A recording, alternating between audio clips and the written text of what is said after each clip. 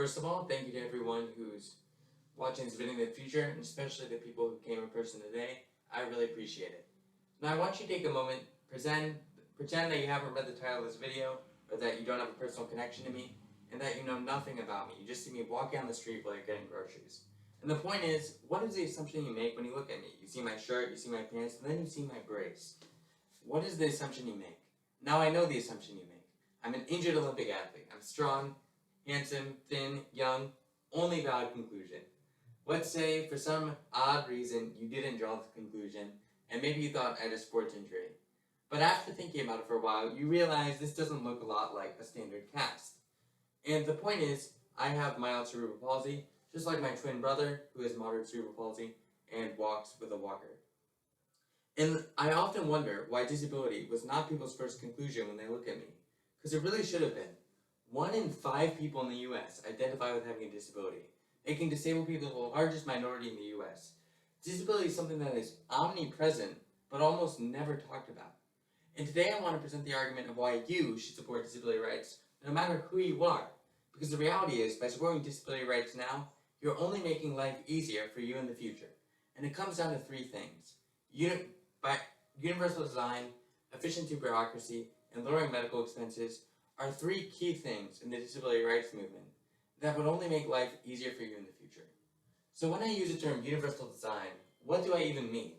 Universal design is the idea of building a building to actively be as accessible as possible. Usually this comes down to lowering the amount of stairs in the building, or adding ramps when possible, making doors lighter. And while you may think, I can run stadiums now, life is easier for me, stairs are no problem, the point is that you're going to get older. You're going to be 70, 80, and with a hip replacement and a knee replacement, stairs will become immediately more easier. So I want you to imagine your future self, that you want to go to a movie, or you're going to go to the grocery store with your grandkids, and by actively advocating for disability rights now and making things more accessible, you're only making that future more plausible of you just being able to go places with your grandkids and enjoy life with your family in the future in an accessible environment when you actively have to walk with a walker or something along those lines.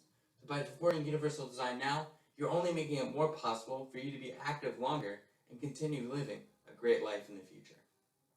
My second point is increasing efficiency of bureaucracy. So by bureaucracy, I mean government, DMV, I even mean insurance. And, well, bureaucracy is really annoying for everyone. It's extremely annoying for disabled people. It's absolutely terrible. For example, my license got delayed for 3 months simply because I listed cerebral palsy as something I have.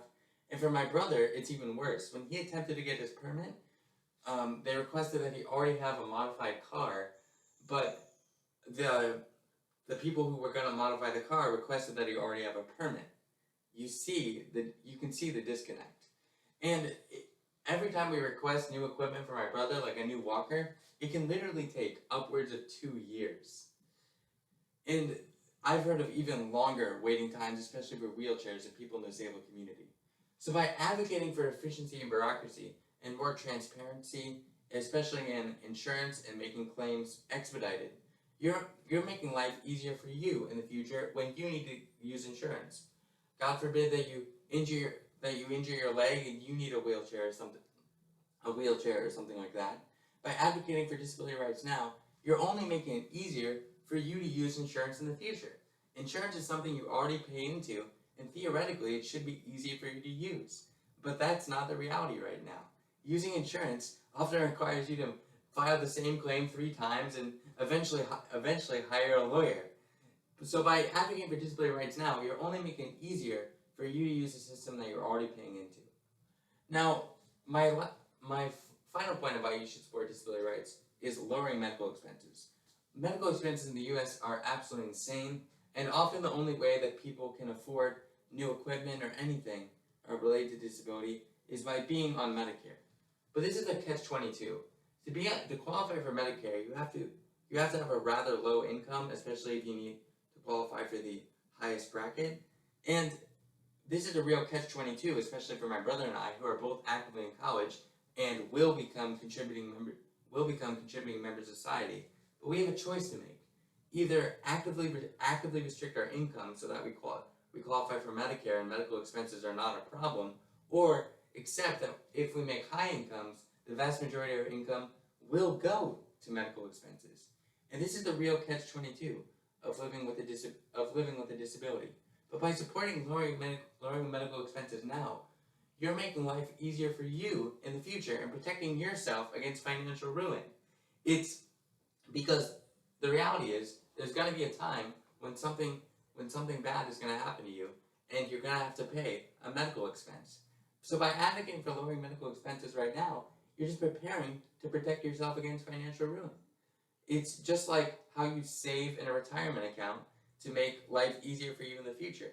By advocating for disability rights now, you're actively setting up a safeguard for you in the future with actively advocating for lowering medical expenses.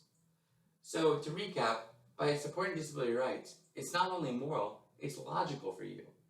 Supporting disability rights, advocating for universal design, efficiency, bureaucracy, and lowering medical expenses are things that will make life easier for you in the future. So I implore you, reach out to everyone you know, whether they have questionable morals or not, because supporting disability rights is simply logical. So now the question is, how can you help support disability rights? Of course, advocate for lowering medical expenses, advocate for increased efficiency and transparency in insurance, but what you really can do is take a look around where you work. Where do you work? Where do you go all the time? And ask yourself, is it accessible?